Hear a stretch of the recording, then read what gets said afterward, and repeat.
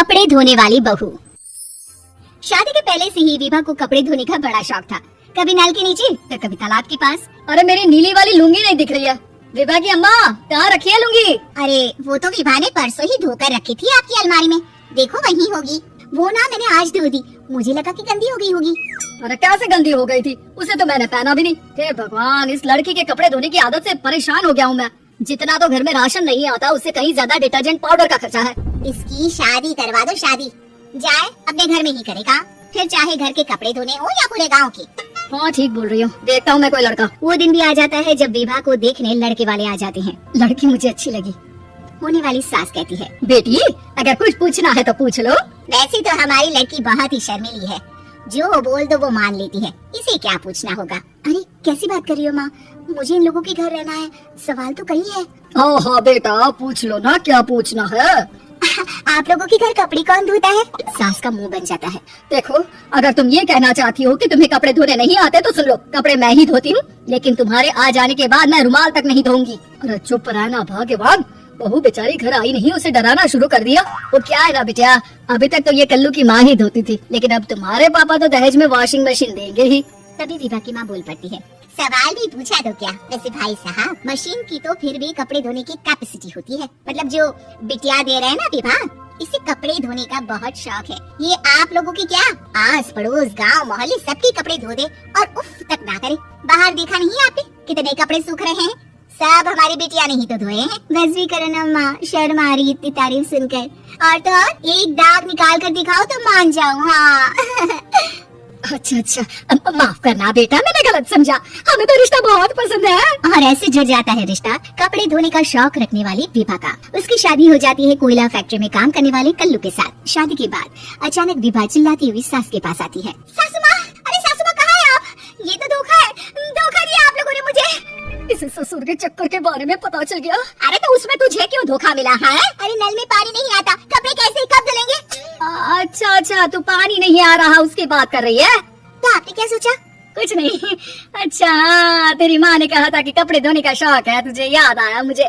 शौक शौक बोलकर कपड़े धोने वाले मेरे जुनून को कम ना आके सासू माँ, कपड़ा धोना मेरा गुरूर है।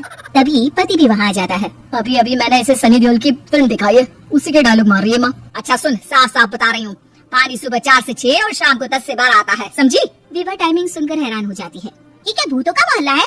सुबह 4 बजे उठकर कौन कपड़े धोता है? 4 बजे टंकी में पानी जाता है, फिर सारा दिन धोना ना, किसने मना किया? अरे कैसी बात कर रही है? 200 लीटर की टंकी में कितने कपड़े धो लूंगी मैं? सुबह ही उठ जाऊंगी मैं। अब क्या था, विभा सुबह 4 से लेकर रात के 12 बजे तक कपड़े ही धोती रहती। एक रोज सास पड़ोस से निकलकर कहीं जा रही होती है कि साथ वाली कहती है, हाँ कल्लू की माँ, जरा ये बताओ कि 2 साड़ी है, 2 ब्लाउज और एक पेटीकोट और एक नाड़ी वाला लंबा कच्छा। हाँ तो?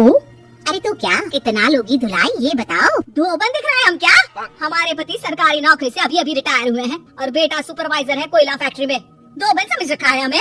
हाय रे कल्लू की अम्मा, माफ कर दो, वो तो मोहल्ले में यही सब बता रहे थे कि तुमने बहू को कपड़ा धुलवाने के काम में लगा दिया है। सास को पड़ोसन की बात सुनकर गुस्सा आ जाता है। वो घर पहुंचती है जहाँ घर के बाहर ही इतने सारे कपड़े सूख रहे होते हैं जितने कि किसी धोबन के घर पर। अरे ओ कल्लू की दुल्हन, बाहर निकल।